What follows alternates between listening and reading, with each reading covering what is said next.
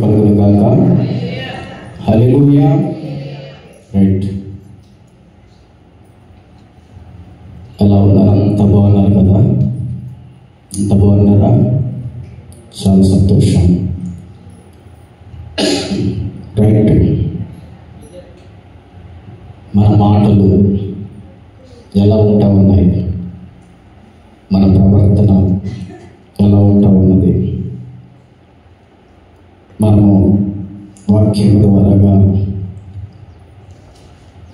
సేంజెస్ అంటే ఏం సేవ్ చేసుకోవాలి, మనలో మార్చుకోవాల్సింది ఏంటి, అసలు మనకి తెలియకుండా మనం ఎలా బ్రతుకుతా ఉన్నాం. ఫస్ట్ మొదటి తప్పు ఏంటంటే మనకు అన్నీ తెలుసు అనుకుంటాం. ఒకటి, దాన్ని అడిగితే మాకేం తెలియదు, అన్నీ తెలుసు అనుకుంటే అది చాలా గర్వం అవుతుంది. బట్ రెండో విషయం ఏంటంటే ప్రతి విషయంలోనే కూడా దేవుని మాట మనకి ఒక రిపేర్గా పనిచేస్తుంది. కాబట్టి మనము ఎలాంటి ప్రవర్తన కలిగి ఉండాలి, మనము ఎలా ఉండాలి, మనము వెళుతూ సరైన మార్గంలో వెళ్తూ ఉన్నామా, లేదా వెళుతూ మన మార్గాన్ని విడిచి వేరొక త్రోవలోనికి వెళ్ళిపోతూ ఉన్నామా? మనము సరైన మార్గంలో ఉంటే నో ప్రాబ్లం, ఇబ్బంది ఏం లేదు, అస్సలు ఇబ్బంది లేదు. ఒకవేళ మనకి తెలియకుండా మనమేమైనా రాంగ్ ట్రాక్లోకి వెళ్తే అది చాలా ప్రమాదం. ఏంటంటే చాలా ప్రమాదం.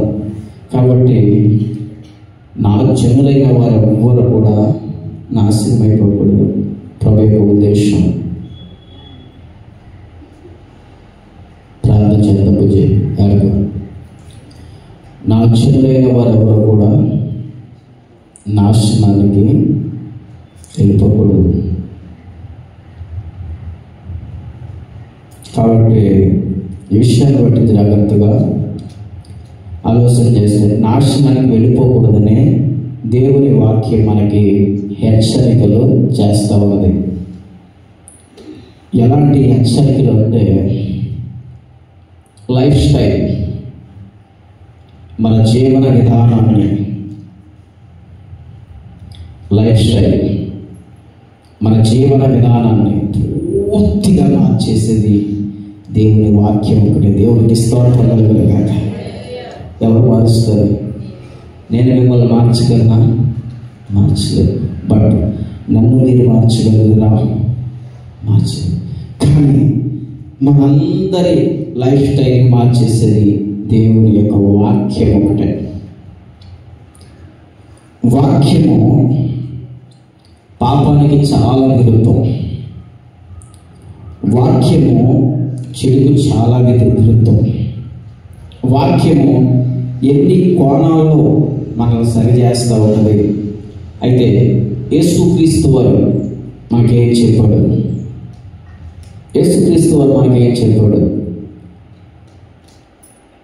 యేసుక్రీస్తు వారు మనల్ని కీడు కోరైతే ఆయన రాలేదు. మనకి మేలు చేసే ఉద్దేశంతో యేసుక్రీస్తు వారి లోకానికి వచ్చాడు. బట్ ఇక్కడ ఆలోచన చేస్తే అందుకే అంటాడు, మత్తయి సువార్త అందరూ తీసుకోండి బైబిల్. మత్తయి సువార్త 12వ అధ్యాయము. మత్తయి సువార్త 12వ అధ్యాయము 36వ వచనంలో చాలా స్ట్రైట్గా మాట్లాడుతున్నా. చూడండి, నేను మీతో చెప్పినది ఏమనగా మనుష్యులు పలుకు వ్యర్థమైన ప్రతి మాటను గూర్చి విమర్శ దినమున లెక్క చెప్పవలసి ఉండేను. రైట్. ఇక్కడ గమనించినట్లయితే ఇక్కడ చెప్తున్న ప్రతి మాటను జాగ్రత్తగా ఆలోచన చేస్తే చూడండి. రైట్, వద్దు కొంచెం ఒకసారి. ఇక్కడ గమనించినట్లయితే నేను మీతో చెప్పినది ఏమనగా, ప్రభు మనందరికి ఒక మాట చెప్తా ఉన్నాడు. చెప్తున్న మాట ఏంటంటే మనుషులు పలుకు, అంటే మనుషులు జాగ్రత్తగా వినాలి, దయచేసి అర్థం చేసుకోండి.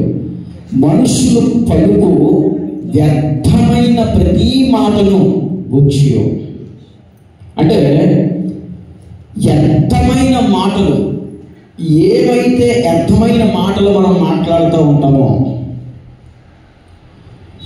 చూడండి.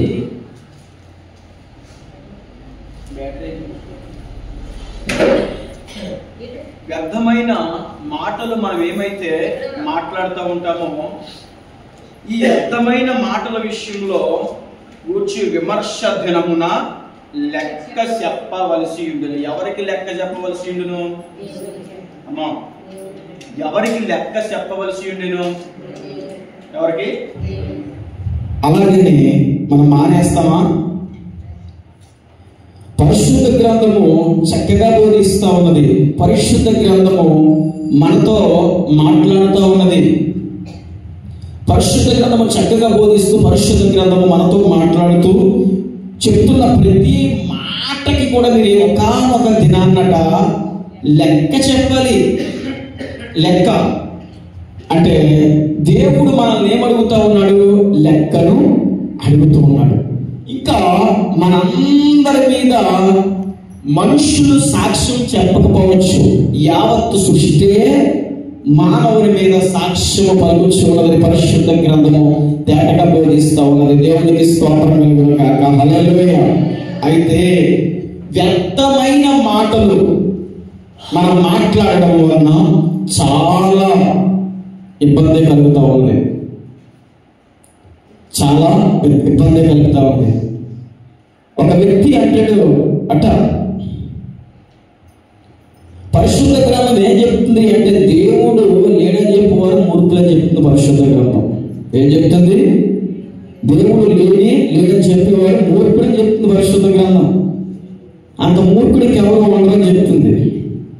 కానీ ఒక వ్యక్తి చెప్తున్న మాట ఏంటో తెలుసా? దేవుడు లేదట, దెయ్యము లేదట. దేవుడు లేదట, దెయ్యము లేదట. ఎవరో కాదు, మన చర్చిలో వాళ్ళే, బయట వాళ్ళు ఎవరో కాదు.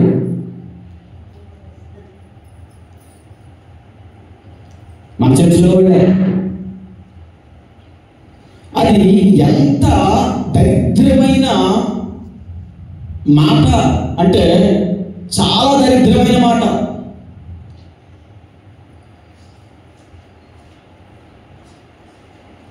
దేవుడి యొక్క నామాన్ని మనుషుల మధ్య పంచాయతీ పెట్టే రీతిగా ఉండకూడదు ఎప్పుడు కూడా. చూడండి, నేను మీతో చెప్పినదేమనగా మనుషులు పలుకు వ్యర్థమైన ప్రతి మాటల గురించి విమర్శ దినమున లెక్క చెప్పవలసి ఉండును. ఏ వ్యర్థమైన మాటలు కూడా మన నోటన రాకూడదు. ఫస్ట్ చేతనవుతే ఉపకారం చేయండి, లేకపోతే మానేసి పని మీరు చేసుకోండి. అంతేగాని కూర్చుని ఆ మాటలు ఈ మాటలు ఈ మాటలు ఆ మాటలు చెప్పుకుని వ్యర్థమైన మాటలు చెప్పడం వల్ల అది మనకే లాస్ తప్ప, బట్ దాని వలన దేవుని నీతి నెరవేరదు. దేవునికి స్తోత్రం కలుగును గాక. హల్లెలూయా. అందుకే అంటూ ఉంటాడు 37 అంటాడు, నీ మాటలను బట్టి నీతి మంతుడవని తీర్పు నొందుదువు, నీ మాటలను బట్టి అపరాధి అని తీర్పు నొందుదువు. దేవునికి స్తోత్రం కలుగును గాక. హల్లెలూయా. జస్ట్ ప్రవర్తన చూడండి. బెల్లం ఎప్పుడు కూడా తీయగానే ఉంటుంది, యాపకాయ ఎప్పుడు కూడా తీయగా ఉండదు. బెల్లం ఎప్పుడు ఎలా ఉంటుందట? తీయగానే ఉంటుంది. యాపకాయ చేదుగానే ఉంటుంది.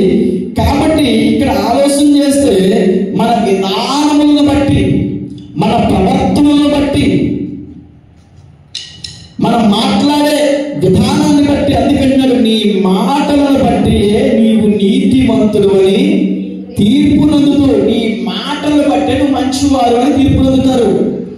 మాటలను బట్టే మంచివాడా చెడ్డవాడా అని తీర్పు నందుతారు.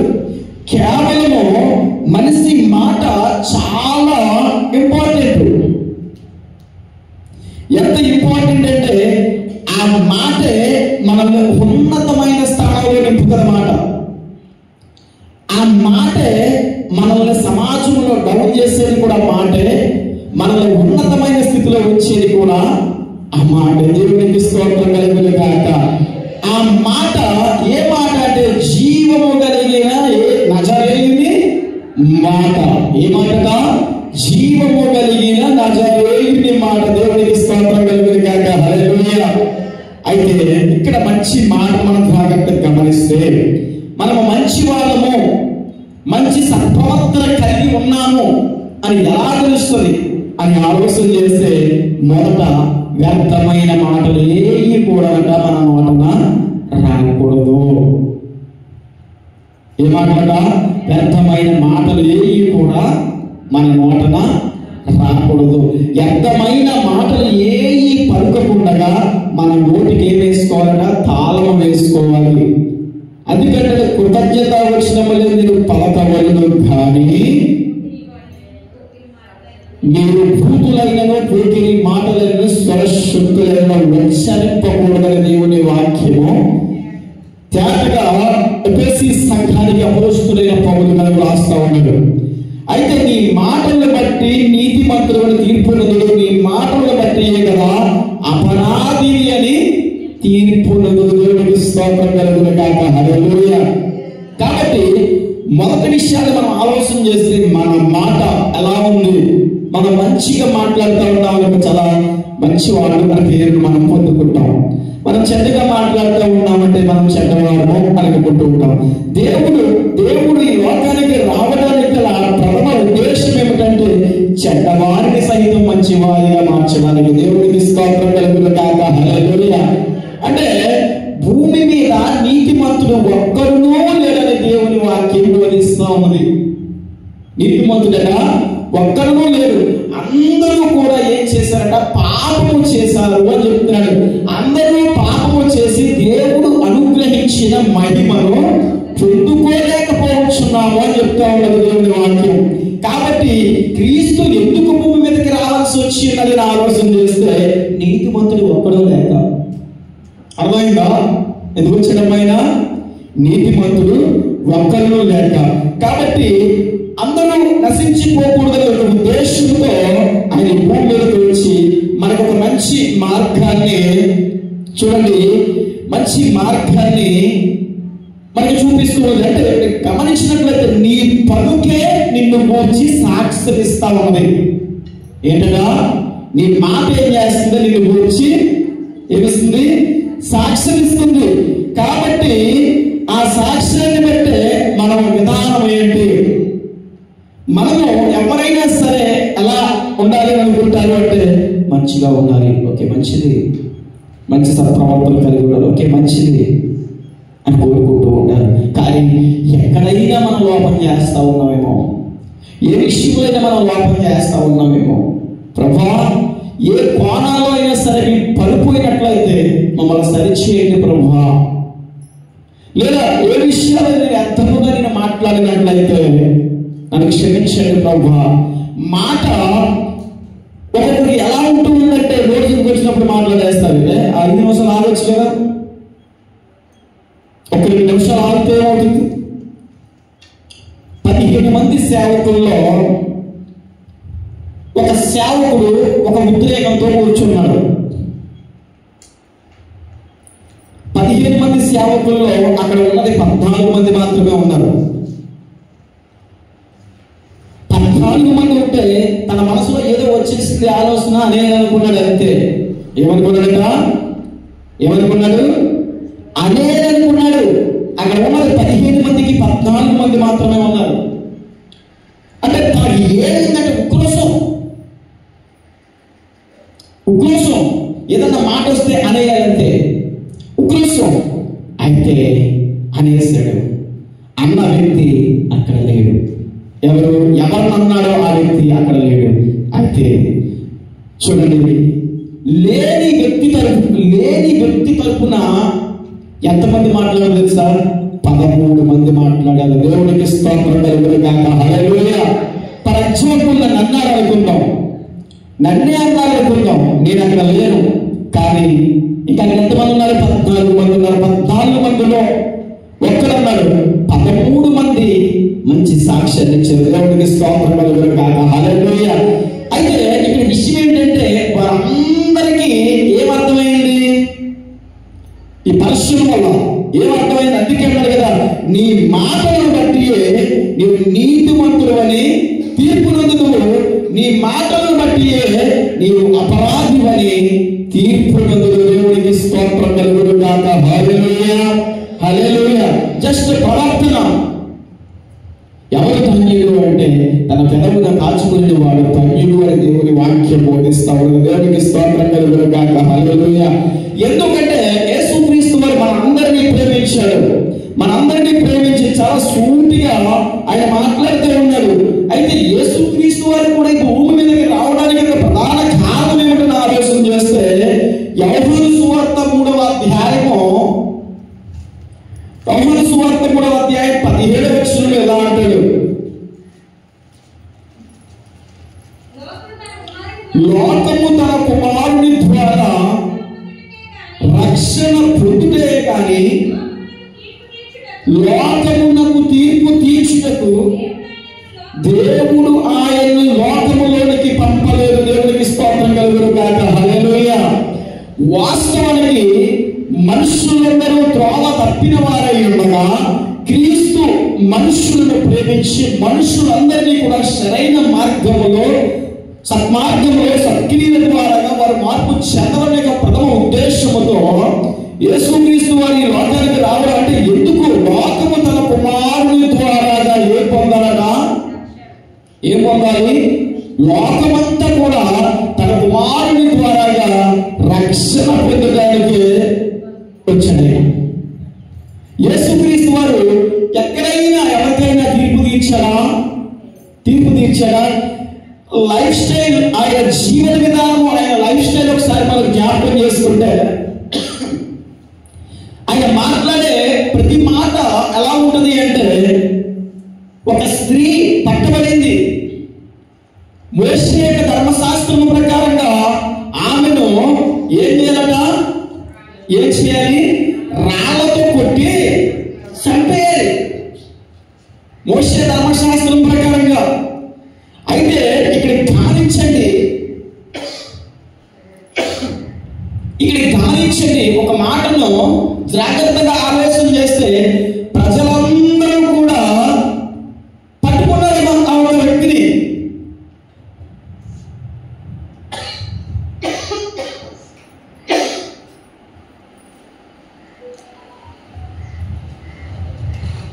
ప్రజలందరూ ఏం చేశారట?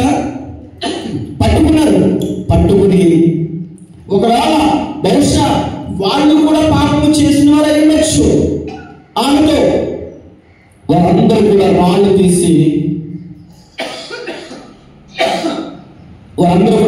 తీసి ఆ రాళ్ళతో ఆమెను కొట్టడానికి తవరకు వస్తే ప్రాణము కాపాడుకోవడానికి ఏం చేస్తుందంట? ఆమె ఏం చేస్తుంది? పరిగెత్తుకుంటూ పారిపోతా ఉంది. ఎందుకు పారిపోయింది ఆమె? గమనించండి. ఎందుకు పారిపోయింది? ప్రాణాన్ని కాపాడుకోవడానికి. తన ప్రాణాన్ని కాపాడుకోవడానికి పారిపోతే వాళ్ళందరూ కూడా తగులుకు వస్తూ ఉన్నారు.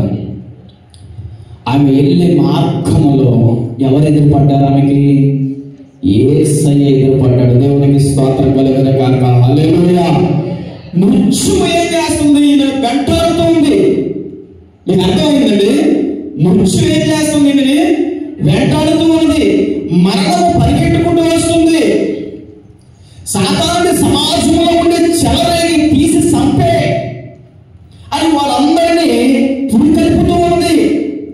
వాళ్ళందరినీ మోటివేట్ చేస్తూ ఉన్నది.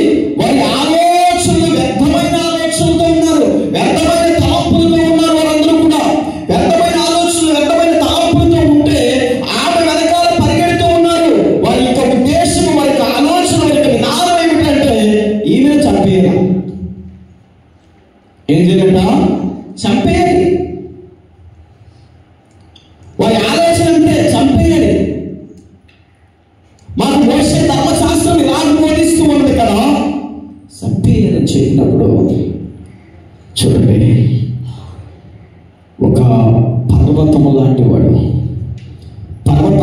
సహితము కలుగు చేసిన మహామహానీయుడు.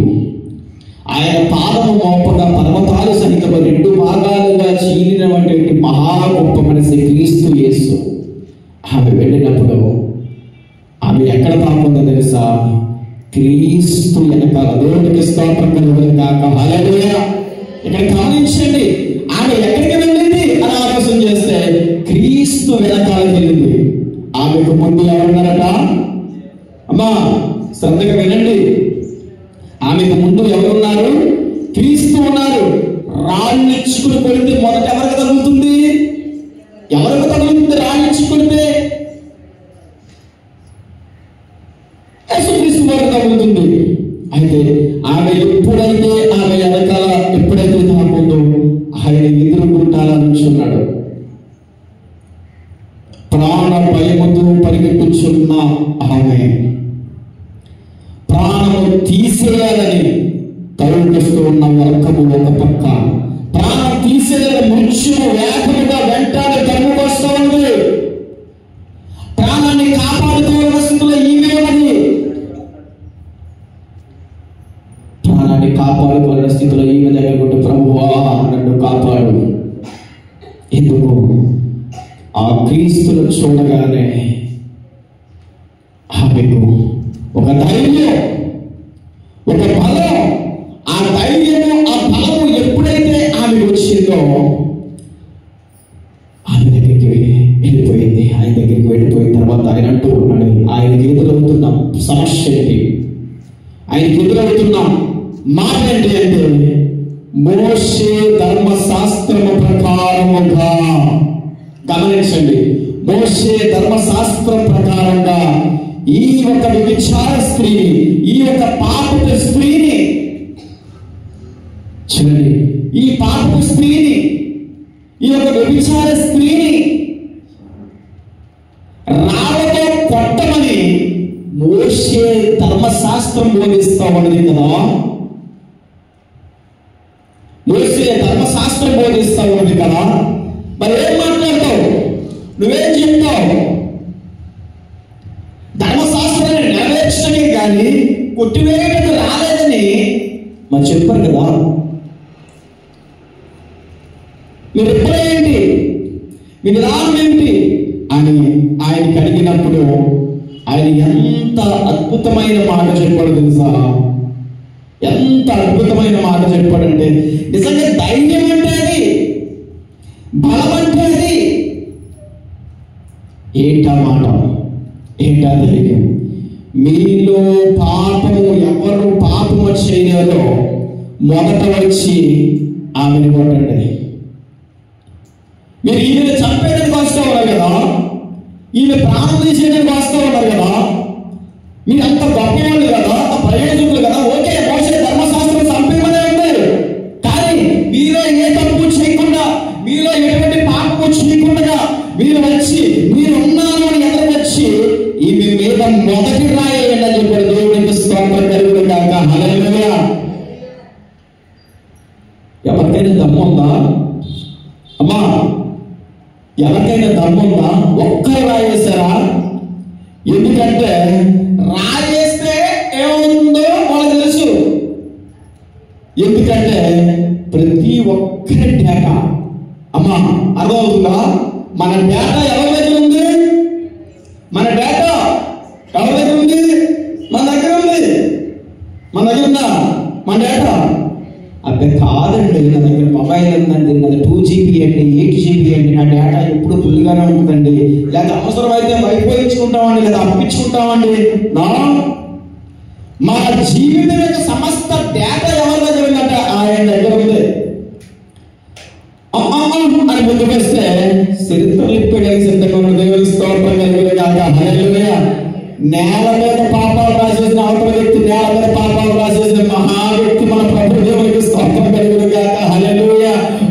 ఉదయాంతరంగములో మరుగున్న రహస్య పాపములన్నిటినీ కూడా నేల మీద పెట్టిన మహా మనిషి క్రీస్తు యేసు.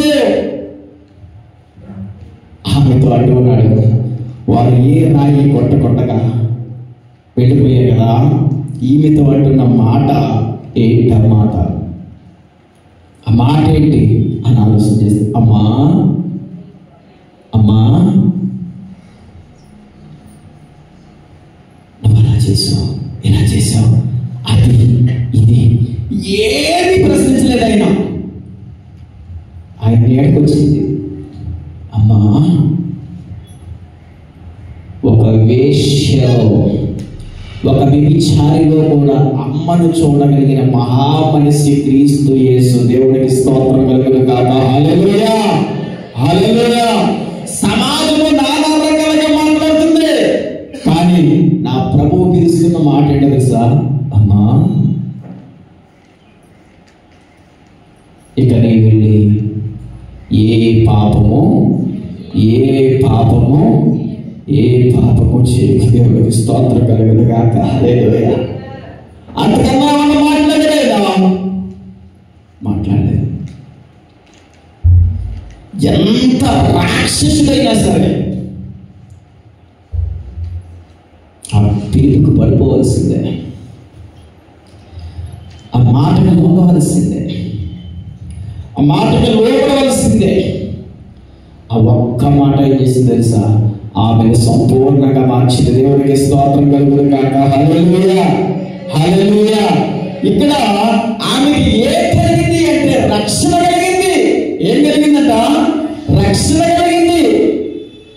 ఇక్కడ ఉన్నమాట లోకము తన కుమారుడి ద్వారాగా రక్షణ పొందుటకే కానీ అమ్మా రక్షణ పొందుటే కానీ లోకములకు తీర్పు తీర్చడానికి దేవుడు ఆయన లోకములోనికి పంపలేదు. దేవునికి స్తోత్రం కలుగును గాక. హల్లెలూయా. ఇక్కడ తీర్పు తీర్చాడు ఆయన. తీర్పు తీర్చాడా? అయ్యో ఎక్కడ పట్టబడింది, ఏం జరిగింది, తప్పాలి ఏదైనా అన్నారా? ఆ పంచాయతీ ఏం పెట్టలే. రండి ఎవరైనా ఉంటే రండి. ఒక్కడు కూడా టచ్ చేయలేకపోతే దేవునికి స్తోత్రం కలుగును గాక. హల్లెలూయా, హల్లెలూయా. అందుకే ఇక్కడ గమనించినట్లు తీర్పు తీర్చుటకు దేవుడు ఆయన లోకములోనికి పంపాలి. 18వ వచనంలో అంటాడు, ఆయన యందు విశ్వాసముంచువానికి. ఇక్కడ గమనించండి, ఆయన యందు విశ్వాసముంచిన వాడికంటే ఏముండదట? తీర్పు తీర్చబడదు. రైట్. విశ్వసింపని వాడు దేవుని అద్వితీయ కుమారుని నామమందు విశ్వాసముంచలేదు గనుక వారికి ఇంతక మునుపే తీర్పు తీర్చబడదు. స్తోత్రం కలుగును గాక. హల్లెలూయా. ఎవరు తీర్పు తీర్చబడతారు? ఇక్కడ ఆలోచన చేస్తే ఆయన యందు విశ్వాసం ఉంచిన వాడికంట తీర్పు తీర్చబడదు. దేవునికి స్తోత్రం కలుగును గాక. హల్లెలూయా. అందుకే ఆయన మాటలు జాగ్రత్తగా విని జాగ్రత్తగా ఆయన ఆజ్ఞలు గైకుంటే తీర్పులోనికి రాక, ఎక్కడికి రాక? తీర్పులోనికి రాక మరణములో నుండి జీవములోనికి దాటి ఉన్నానని మీతో నిశ్చయముగా చెప్పుచున్నాను. దేవునికి స్తోత్రం కలుగును గాక. హల్లెలూయా. అంటే దాటడం అంటే వాళ్ళు చెప్పారు కదా, ధర్మరూపాలుగా చెప్పారు కదా, ఏముందట? పరలోకానికి బట్టు నరకానికి మైంగా మద్రికంగా ఏముందట? అగాధం. అక్కడ వారు ఎక్కడికి వచ్చినట్టును, ఇక్కడ వారు అక్కడికి వెళ్ళేటట్టును అసలు ఏం లేదట. తావలేదు, మార్గము లేదు. అయితే ఇక్కడ గమనించినట్టు ఎవరు దాటగలుగుతురు అని ఆలోచన చేస్తే ఆయన విశ్వసించిన వాడు, ఆయన మాట విన్నవారు, ఆయనకు లోబడిన వారు, ప్రభువా నేను పాపిని ఒప్పుకున్న ప్రతి ఒక్కరూ కూడా వాళ్ళు ఏం చేస్తారంటే అంటూ ఉన్న మాట చూడండి. తీర్పు ఏంటంటే ఆయన యందు విశ్వాసం ఉంచి వారికి తీర్పు తీర్చబడదు. విశ్వసింపని వాడు దేవుని అద్వితీయ కుమారుని నామమందు విశ్వాసం ఉంచలేదు కనుక వారికి ఇంతకు ముందే తీర్పు తీర్చబడిన. దేవునికి స్తోత్రం కలుగును గాక. హల్లెలూయా. ఎవరు తీర్పులోనికి వస్తారని ఆలోచన చేస్తే దేవుని ప్రతి ఒక్కరూ కూడా 2 తీర్పులోనికి వచ్చేవారును, తీర్పులోనికి రాని వారును. తీర్పులోనికి వచ్చిన ప్రతి ఒక్కరు కూడా ఎక్కడికి వస్తారట? మరణం వేడికి వస్తారు. ఎక్కడికి వస్తారట? మరణం వేడికి వస్తారు. తీర్పులోనికి రాని ప్రతి ఒక్కరు కూడా ఎక్కడికి వెళ్తారు? దేవుని నిత్య రాజ్యానికి వెళ్తారు. దేవునికి స్తోత్రం కలుగును గాక. హల్లెలూయా, హల్లెలూయా. అందుకే ఆయన యందు విశ్వాసం ఉంచు వారికి తీర్పు తీర్చబడదు. విశ్వాసపడే వారికి అద్వితీయ కుమారుని నామమున విశ్వసించలేదు కనుక, చూడండి, అద్వితీయ కుమారుని యొక్క నామమునట నామమందు విశ్వాసం ఉంచలేదు కనుక వారికి ఇంతకు ముందే తీర్పు తీర్చబడదు. స్తోత్రం కలుగును గాక. హల్లెలూయా, హల్లెలూయా. సిలువను కూర్చిన వార్త కొంతమందికి అది ఎర్రితనంగా కనపడవచ్చు, కానీ అది నశించుచున్న వారికి ఏటమ్మా? నశించుచున్న వారికి రైట్. దేవునికి స్తోత్రం కలుగును గాక. హల్లెలూయా, హల్లెలూయా. ఈ సమాజము దేవుని మాటలు తెలియజేస్తే వాళ్ళందరికీ ఎలా ఉందంట? ఎర్రితనంగా ఉందంట. ఎలా ఉందంట? వెర్రితనంగా ఉందట. కానీ మనకలా నశించిపోయే వాళ్ళకి అది గొప్ప బహుమానము. దేవునికి స్తోత్రం కలుగును గాక. హల్లెలూయా, హల్లెలూయా. అందుకే అంటే కదా, మన పాపములన్నిటినీ కూడా ఎంత దూరము ఆయన ప్రాణవేరాలు అని ఆలోచన చేస్తే, తూర్పుకును పడమరకును ఎంత దూరమో అంత దూరమో ఆయన మోసేశాడు. ప్రాణదూరం మన శుభ్రాన్ని శుభ్రపరిచాడు. ఆ శాంతము కన్నా సముద్రము చాలా చిన్నది అంటారు. అలాగే సముద్రము కన్నా హృదయము చాలా పెద్దది. దేవునికి స్తోత్రం కలుగును గాక. హల్లెలూయా. అందుకంటాడు, ఏమనుకున్నావు నా యేసునే, ఎవరనుకున్నావు శ్రీ యేసునే, ఏమనుకున్నావు నా యేసునే, ఎవరనుకున్నావు శ్రీ యేసునే. మరణము గెలిచిన మహిమ స్వరూపునే, మరణము గెలిచిన మహిమ స్వరూపునే, మారని ప్రేమతో పిలచిన నాదునే, మారని ప్రేమతో పిలచిన నాదునే, ఏమనుకున్నావు నా యేసునే,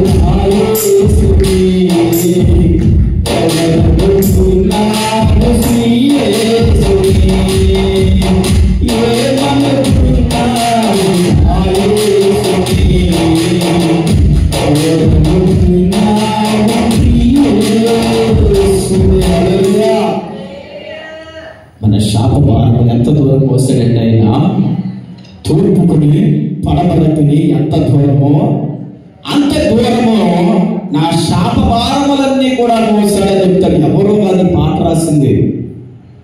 ఎవరు రాశారు తెలుసా? మహాక్రూరుడు, మహాదరిద్రుడు, టూస్టపురం సుధాకర్ గారు.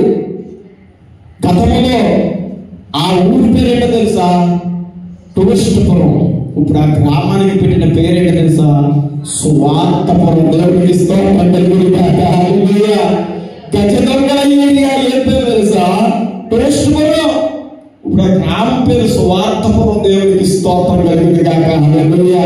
తన అనుభవాల నుంచి, తన అంతరంగం నుంచి ఆయన పాడుతున్న మాట ఏంటో తెలుసా? తూర్పుకి పడమరకి ఎంత దూరమో ఈ నీచుడను, ఈ దరిద్రుడను ఎందుకు పలికిరాడు? ఈ పాపాత్ముడిని తూర్పుకి పడమరకి ఎంత దూరమో నా ప్రభువు అంత దూరం నా పాపాలు పోసాడని చెప్తాడు. దేవుని స్తోత్రం కలుగును గాక. హల్లెలూయా. ఇక్కడ గమనించండి, ఆయన్ని కాడితే ఈ ఏళ్ళన్నీ కూడా ఒక్కరు తిరిగిపోయి పోలీసులు కొడితే ఈ ఏళ్ళన్నీ కూడా ఎలా ఎరగదీసేసారంటే దేహమంతా ఎరగదీసేసారు. ఎరగదీసిన అలవాటు పడిన ఏదో అంటారు చూసారా, అలాగా ఒక క్రిమినల్, ఒక రౌడీ, అలాంటి క్రూరుడు ఒక దేవస్థానంలో వజ్రాల హారాన్ని దొంగలించేస్తే ఎవరు కూడా కనీసం డిపార్ట్మెంట్ సైతం కూడా ఎవరు కూడా పట్టుకోలేకపోయింది. దేవుడి స్తోత్రం కలుగును గాక. రాత్రి ప్రసాద్ నేను అనుకుంటాను ప్లాన్ చేసాం. ప్రసాద్ యజ్రా భలే ప్లాన్ చేసుకున్నాం. ఎందుకంటే మా ఆయన దరిద్రులు ఎవరు. దేవుడి స్తోత్రం కలుగును గాక. హల్లెలూయా. మేము కూడా ప్లాన్ చేసుకున్నాం. నేను ఏదో మాట్లాడడం, ప్రసాద్ ఏదో చెప్పడం, యజ్రా మాట్లాడి చెప్పడం. దేవుడికి స్తోత్రం కలుగును గాక. హల్లెలూయా. నేనేదో అన్నాను, ఈరోజు తనకు మాట్లాడడం. దేవుడికి స్తోత్రం కలుగును గాక. హల్లెలూయా. కాబట్టి ఎవరు కూడా ఎన్నో డబ్బులు ఖర్చు పెట్టి ఎన్నో రకాలుగా చేస్తే అంత దరిద్రమైన పాపాత్ముడి దేవుని మాట వలన అయ్యా మీరు నిలుగుతా ఉన్నారు కదా, మీరు నలగొద్దు, మీరు ఇబ్బంది పడద్దు. ఎందుకు తెలుసా? ఆ దొంగను నేనే. ఎందుకు వస్తున్నాను తెలుసా మీ దగ్గరికి? నా ప్రభువు నా బ్రతుకుని మార్చాడు. నా ప్రభువు ఎంతగా మార్చాడు తెలుసా? ఇన్ని దెబ్బలు పెట్టేదే నేను ఎప్పుడు మారలే, ఇన్నిసార్లు ట్రైనింగ్ చేస్తేనే నేను ఎప్పుడు మారలే, నా తాటికి ఇచ్చాడే నేను ఎప్పుడు మారలే. ఎందుకంటే దేహం అంతా అలవాటు పడిపోయింది. కానీ ఒక్క మాట, నా ప్రభువు మాట నన్ను మార్చేసింది. దేవునికి స్తోత్రం కలుగును గాక. హల్లెలూయా. ఒక్కొక్క పాట రాశాడు మహానుభావుడు. ఒక్కొక్క పాట ఒక్కొక్క అమృతం. దేవునికి స్తోత్రం కలుగును గాక. హల్లెలూయా. ఎంత ఘోర పాపినైనా సరే ఆయన రమ్మని పిలుస్తున్నాడు. అందుకే కంటున్నాడు, లోకము తన కుమారుడి ద్వారా రక్షణ పొందుతాడే. కానీ ఈరోజు గమనించండి, తన కుమారుడి ద్వారాగానే ఏమొచ్చిందంటే రక్షణ వచ్చింది. ఆయన కుమారుడి ద్వారా మనకి ఏమొచ్చిందంటే రక్షణ వచ్చింది. ఆయన కుమారుడి ద్వారా మనకి ఏమొచ్చింది? పాప క్షమాపణ కలిగింది. ఆయన లేకపోతే ఈ హ్యాపీనెస్ ఉంటుందా? ఈ సంతోషం ఉంటుందా? ఎవడు ధీమాగా బ్రతకగలుగుతుంది, ఎవడు ధైర్యంగా బ్రతకగలుగుతుందంటే ఒక క్రైస్తవుడు మాత్రమే. దేవునికి స్తోత్రం కలుగును గాక. హల్లెలూయా. ఎన్ని దెబ్బలు కూడా మార్చలేకపోయి, కానీ దేవుని మాట మాత్రం మార్చగలిగింది. దేవునికి స్తోత్రం కలుగును గాక. హల్లెలూయా. అందుకంటే నీ వాక్యమే నన్ను బ్రతికించింది, నా బాధలో అది నాకు నెమ్మదినిచ్చింది. దేవునికి స్తోత్రం కలుగును గాక. హల్లెలూయా. ఏంటో ప్రతిరోజు కూడా దేవుని మాట ఏం చేస్తుందంటే మనం సేవ చేస్తానంటుంది. ఎవరిని సేవ చేస్తుందంటే మాటలు చదివిన వాడిని, అలాగే వినిన వాడిని, అలాగే ఆచరించిన వాడిని కూడా. అందుకే యేసుని గురించి తెలుసుకోవాలి, యేసులా జీవించాలి, యేసు కొరకే బ్రతకాలి. ఏం చేయాలంట అమ్మా? ఏం చెప్పినా మూడు మాటలు. యేసులాగా జీవించాలి, యేసును తెలుసుకోవాలి, యేసులా బ్రతకాలి. దేవుడికి స్తోత్రం కలుగును గాక. హల్లెలూయా. అందుకే ఆయన అంటాడు, ఆయన యందు విశ్వాసం ఉంచిన వారికి తీర్పు తీర్చబడదు. ఆయన విశ్వాసం ఉంచిన వారికి తీర్పు తీర్చబడదు. విశ్వాసం ఉంచని వాడు దేవుని అతిథి కుమారుడు నామందు విశ్వాసం ఉంచలేదు కనుక అతనికి ఎంత మునిపే తీర్పు తీర్చబడినందుకు యోహాను సువార్త అంటాడు. యోహాను సువార్త 5వ అధ్యాయము, యోహాను సువార్త 5వ వచనం. ఇక్కడ గమనించండి, ఈ మాట జాగ్రత్తగా గమనించండి. అందుకే చెప్పారు కదా, యేసులో తెలుసుకోవాలి, యేసులా జీవించాలి, యేసులా బ్రతకాలి, యేసు కొరకే బ్రతకాలి. రైట్. తండ్రి ఎవరికి తీర్పు తీర్చడు కానీ అమ్మ తండ్రిని కనపరిచినట్లుగా అందరూ కుమారుని కనపరచవలనని తీర్పు తీర్చుటకు సర్వాధికారమును కుమారునికి అప్పగించిన దేవునికి స్తోత్రం కలుగును గాక. హల్లెలూయా. ఏ అధికారమట? సర్వాధికారము ఎవరికి ఇచ్చాడు దేవుడు ఆలోచన చేస్తే తన కుమారుడైన యేసు క్రీస్తు వారికి ఇచ్చాడు. అందుకే యేసు ప్రభువు ఒక మాట ముఖ్యమంగా చేసిన మాట అన్నాడు, నా ప్రాణమును ఎవరిలో కూడా తీసుకొని చాలడు. దేవుడికి స్తోత్రం కలుగును గాక. హల్లెలూయా. ఈ మాటలో లోతుగా గమనిస్తే ఆయన అంటున్న మాట ఏంటో ఆలోచన చేస్తే, నా ప్రాణమునట ఎవరిలో కూడా తీసుకొని చాలు. ఎందుకు చెప్పాడు? ఆయన ఆ మాట చెప్పిన వ్యక్తే ఇంకొక మాట అన్నాడు, పిచ్చోళ్ళరా మీరు అందరూ నన్ను ఎదురు తిరిగి చూస్తా ఉన్నారు అంటే వాడి భాషలో చెప్తా ఉన్నాను. నేను ఒకసారి నా తండ్రిని వేడుకుంటే మీ పరిస్థితులు వేరే రకంగా ఉంటాయని చెప్పింది కూడా ఆయనే. ఏం చెప్పాడా? మీరు అందరూ అంత సులభంగా చూస్తా ఉన్నారు కదా, తిరిగి మాట్లాడుతూ ఉన్నారు కదా, మరి బాబు ఒకసారి నా తండ్రిని కనుక నేను వేడుకున్నట్లయితే మీ భవిష్యత్తు తారుమారులు అయిపోతాయి. నా ఉద్దేశం అది కాదు, నా విధానం అది కాదు. మారండ్ర బాబు ఏం చెప్తున్నాడు ఆయన? మీ ప్రవర్తన మార్చుకోండి, మీ బ్రతుకులు మార్చుకుంటే బాబా అని చెప్తున్నాడు యేసుక్రీస్తు. దేవునికి స్తోత్రం కలుగును గాక. హల్లెలూయా. అందుకే అంటాడు, నా అంతటా నేను నా ప్రాణము ఎవ్వరు కూడా తీసుకున్న చాలడు. యేసుక్రీస్తు వారు ప్రాణాన్ని వారు తీసుకున్నారంటే నా పని. ఆయన మన కొరకు ఏం చేశాడు? తన ప్రాణాన్ని పెట్టాడు. దేవునికి స్తోత్రం కలుగును గాక. హల్లెలూయా. యావత్ ప్రపంచ హిస్టరీలో ఖాళీ గల సమాధి ఏదైనా ఉన్నదంటే అది యేసు క్రీస్తు వారు ఒక్కరే. దేవునికి స్తోత్రం కలుగును గాక. అదొక సాక్ష్యం, అదొక సాక్ష్యం. గ్రంథంలో అందరూ కుమారుడు కనపరచడంలో తీర్పు తీర్చడానికి సర్వాధికారము కుమారునికి ఎలాగ కుమారునికి అప్పగించి ఇక్కడ గమనించండి, కుమారుణ్ణి కనపరచని వారు చూడండి ఆయన పంపిన తండ్రిని. ఇక్కడ చూడండి, ఎవరైతే కుమారుణ్ణి కనపరుస్తూ ఉంటారో వారు కూడా తండ్రిని ఏం చేస్తారంటే కనపరిచినట్లు. అందుకనే కదా నన్ను చూసిన వారు ఆయన చూస్తున్నారు. ఎవరు చూసిన వారు? నన్ను చూసిన వారు ఆయన చూస్తారు. నన్ను ఎరిగిన వారు ఆయన కూడా ఎరిగి ఉన్నాడు. ఆయన నేను ఏకమై ఉన్నామంటాడు. దేవుని స్తోత్రం కలుగును గాక. హల్లెలూయా. అందుకే కుమారుని కనపరిచిన వాడు ఆయన పంపిన తండ్రిని కనపరచును. అందుకని 24లో పెట్టాడు, నా మాట విని నన్ను పంపిన వాడు యందు విశ్వాసముంచువాడు.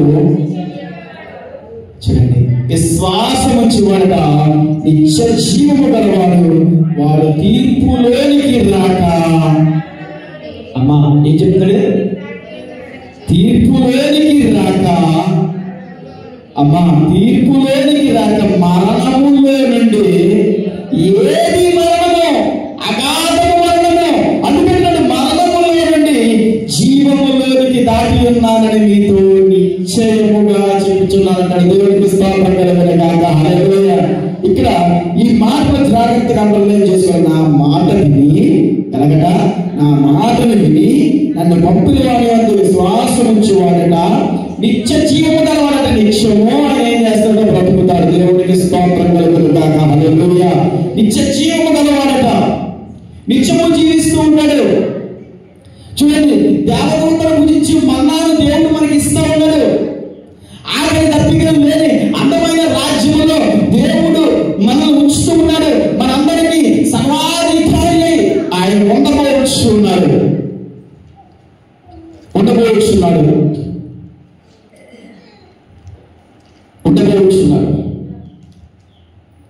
కాబట్టి అందుకంటున్నాడు, విశ్వాసం ఉంచిన వాడట నిత్య జీవనం కలవాడు. విశ్వాసం ఉంచిన వారు నిత్య నరకాగ్ని. బట్ ఇంకొక విషయం కనబడుతుంది, తీర్పులోనికి రాక మరణములో నుండి జీవములోనికి దాటి ఉన్నాడు. మరణములో నుండి జీవములోనికి చూసారా, లాజరు ఎంత ఈజీగా దాటేసాడో. ఎందుకంటే అది గొప్ప అగాధం, అగ్ని ఆరదు, పురుగు చావదు. మీతో నిశ్చయముగా చెప్పుచున్నానంటాడు. నిశ్చయముగా అంటే అసలు ఎక్కడా కూడా అసుకు లేకపోవడం చాలా నిర్దేశంగా మాట్లాడుతూ ఉన్నాడు. దేవుడికి స్తోత్రం కలుగును గాక. హల్లెలూయా. అందుకే అంటాడు, ముగించేస్తా ఉన్నాను. 28వ వచనం అంటాడు, యోహాను సువార్త 5:28 అంటాడు, యోహాను సువార్త 5వ అధ్యాయం 28వ వచనం. ఈ మాటను గమనించండి. నేను చెప్పే మాట చాలా కొత్తగా ఉండొచ్చు మీకు. యేసుప్రభువు చెప్తున్న మాట, నేను చెప్పే మాట మీకు కొత్తగా ఉండొచ్చు. అందుకే చెప్తున్నాడు, దీనికి ఆశ్చర్యపడకండి. ఒక కాలం వస్తూ ఉన్నది, ఆ కాలమున సమాధిలో ఉన్న వారందరూ ఆయన శబ్దము విని, ఈ మాట గమనించండి అమ్మా, జాగ్రత్త. ఫస్ట్ అంట, దీనికి ఆశ్చర్యపడకండి. ఒక మాట చెప్తా ఉన్నాను. ఆ మాట ఏంటంటే, ఒక కాలం వస్తా ఉన్నది. ఏ కాలం అంట? ఎండాకాలమా, చలికాలమా, శీతాకాలమా, ఇది కాదు, వర్షాకాలమా కాదు. ఒక కాలం, అది క్రీస్తు కాలం. క్రీస్తు యొక్క నిర్ణయించిన కాలము వచ్చుచున్నది. ఆ కాలము వచ్చుచున్నది. ఆ కాలమున సమాధిలో ఉన్న వారందరూ ఆయన శబ్దము ఏం చేస్తారట? ఆయన శబ్దం ఏం చేస్తారట? వింటారట. ఆయన శబ్దం విని మేలు చేసిన వారు జీవ పునరుద్ధానములకును, కీడు చేసిన వారు తీర్పు పునరుద్ధానములకు బయటకు వచ్చేందుకు దేవుని స్తోత్రం కలుగును గాక. హల్లెలూయా. ఎంత మంచి మాట చెప్తామని చూసారా? మేలు చేసిన వాడు ఎక్కడ ఉంటాడట? అమ్మా, మేలు చేసిన వాడు ఎక్కడ ఉంటాడు? జీవ పునరుద్ధానములకును, కీడు చేసిన వాడు తీర్పు పునరుద్ధానములకు బయటకు వచ్చేందుకు దేవునికి స్తోత్రం కలుగును గాక. హల్లెలూయా, హల్లెలూయా.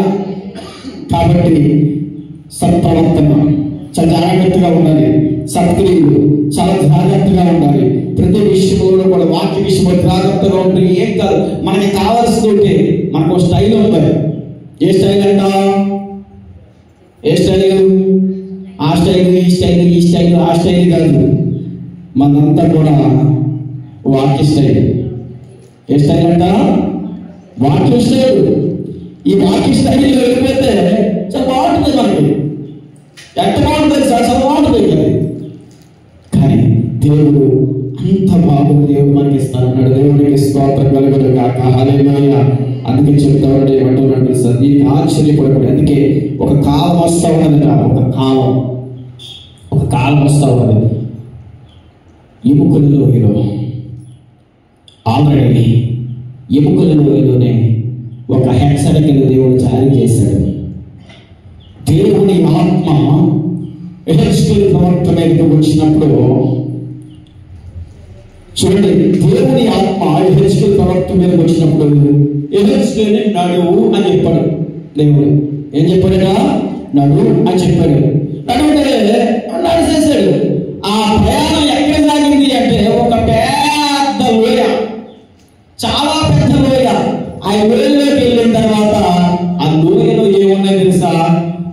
లక్షలాది కోట్లాది ఎముకలన్నీ అక్కడ ఉన్నాయి. పుర్రెలు. ఏ పుర్రెలు? మానవ దేహములు, పుర్రెలు, ఈ దుమ్ములు, ఇవన్నీ కూడా ఆ లోయలో ఉన్నాయి. ఏమన్నాయా? ఆ లోయలో ఉన్నాయి. ఆ లోయలో ఉన్నప్పుడు ఏంటి ప్రభువా అని అడుగుతున్నాడు. మాట్లాడుతున్నాడు, ఏంటి ప్రభువా అంటే, ఇక్కడ ఆలోచన చేస్తే ఆ ఎముకలను నీ నోటితో లేవమని చెప్పాడు. ఎముకలు ఏం చేశాడు? దేవుని యొక్క చెప్పిన మాట ప్రకారంగా ఎముకలు లేవాలంటే ఏ దుమ్ము కాదు, మనం లేచి అలా అస్థిపంజరాలు ఉన్నాయి.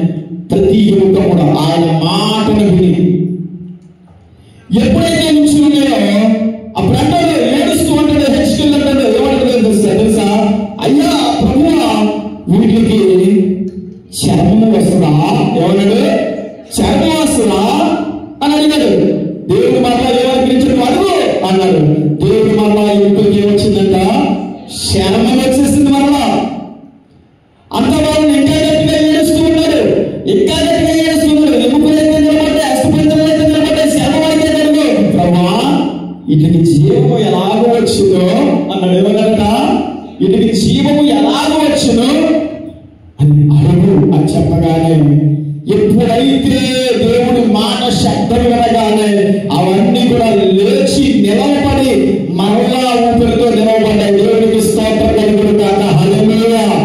ఆ శబ్దము, ఆ మాటకు అందరూ కూడా లేచి నిలబడితే వారి సంఖ్య లెక్కలేనంత విస్తారంగా ఉందని దేవుని వాక్యం బోధిస్తా ఉన్నది. దేవుడికి స్తోత్రం కలుగును గాక. హల్లెలూయా. ఎంత విస్తారంగా ఉందంటే చాలా విస్తారంగా ఉంది. అది ఇంక ఎలా ఉందంటే మహాసైన్యంగా నిలిచిందట. వీళ్ళందరూ దేనికి సంబంధించిన వారు అంటే ఇశ్రాయేలుకి సంబంధించిన వారు. పరిశుద్ధ గ్రంథము చాలా తేటగా బోధిస్తా ఉన్నది. దేవుడికి స్తోత్రం కలుగును గాక. హల్లెలూయా. హల్లెలూయా. ఆయన అంత గొప్పవాడు. మనుషునికి ఏదైనా అసాధ్యమే కానీ ప్రభువునికి సమస్తము కూడా సాధ్యమై ఉన్నది. కాబట్టి దేవుని యొక్క మహాకృపను బట్టి, దేవుని వాక్య విషయంలో మనం జాగ్రత్త పడుతూ, ఈయన వాక్యాన్ని బట్టి జాగ్రత్తగా పడుతూ మనం ఎప్పుడైతే మనం ఉంటామో, అందుకే ఏమన్నా నేను ఈ మాట నీతో చెప్పినదే మనగా మనుషుల వరకు వ్యర్థమైన ప్రతి మాటను వచ్చి విమర్శ దినమున లెక్క చెప్పవలసి ఉండేది. దేవునికి స్తోత్రం కలుగును గాక. హల్లెలూయా. లెక్క చెప్పవాలంటే భౌతికంగా నేను చదవలేదండి అంటే కుదరదు. అన్ని లెక్కలు దేవుడు మనల్ని అడుగుతాడు ఒకనొక దినాన్ని. కాబట్టి ఆయనే మనకి ఆదియు అంతమునై ఉన్నాడు. ఆయనే మనకి మొదటి వాడును కనపటి వాడునై ఉన్నాడు. ఆయనే నిత్య జీవము గలవాడై ఉన్నాడు. ఆ జీవము మాటలు మనలందరినీ బ్రతికించి మనలందరినీ కూడా స్థిరమైన మార్గములు నడిపించి, ఇంకా స్థిరము కాని వారు కూడా స్థిరమైన మార్గములు నడిచినట్లుగా దేవుడు అట్టి కృప, అట్టి భాగ్యము అందరికీ మనకనే దయచేయును గాక. ఆమేన్. కళ్ళు మూసుకుని మంచిగా ప్రార్థన చేసుకుందామండి. ప్రభువా, మీరు మాతో మాట్లాడి ఉన్నారు. ప్రభువా, ఈ మాటను వినగా నాయనా, ఇదిగో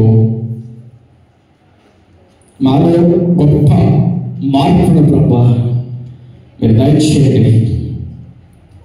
ఇదిగో మీ తీర్పులోనికి రాకూడదు, మేము జీవంలోనికి దాటి ఉండాలి, సత్ప్రవర్తన కలిగి ఉండాలి. పరిశుద్ధుడా, నీకే వందనాలు, స్తోత్రాలు చెల్లిస్తా ఉన్నాను. నా రక్షక, నా యేసయ్య, మీ నామాన్ని కనపరుస్తూ, మీ వాక్యములని వెతుకుతూ, మీ వాక్యము ఆధారంగా బ్రతుకుతూ, నాయన మీ వాక్యాన్ని అంటు కట్టబడి బ్రతికే కృపను అనుగ్రహించండి. మీకు దూరంగా ఉండకూడదు, మీకు వేరుగా ఉండని నేను చేయలేదు ప్రభా. నాయన మాకు వేరుగా ఉండదు, కానీ వేరుకును కొమ్మకును ఉన్న అనుబంధాన్ని ప్రభా మాకు దయచేయండి.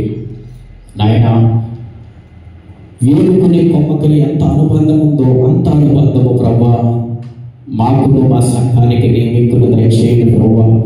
నాయన వారంతా వాక్యాన్ని ఎవరు వేసుకుంటూ మీ కృపలో మరపరుచుకుంటూ నడిపించుకుంటూ మీకు మారుడైన యేసుక్రీస్తు నామములో ప్రార్థన చేసి వచ్చిన మా పరమ తండ్రి. ఆమేన్. ఆమేన్.